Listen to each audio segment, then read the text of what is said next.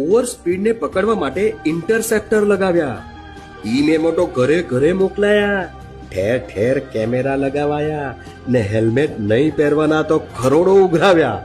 તો શું ખાલી પ્રજાએ જ દંડ ભર કરવાનો? આપણે ખરાબ સિગ્નલ માટે જવાબદાર અધિકારીને 10,000નો દંડ થઈ શકે ખરો?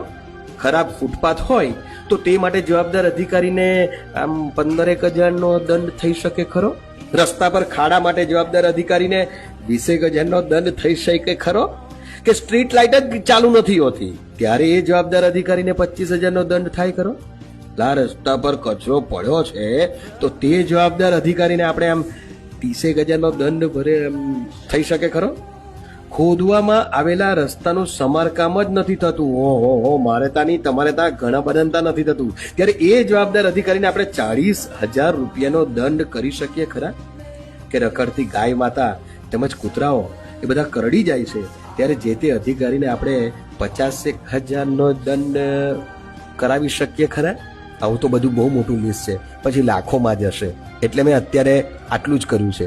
તમને શું લાગે છે કેટલો દંડ ક્યારે કયા અધિકારીને થવો જોઈએ? કમેન્ટ બોક્સમાં જણાવો.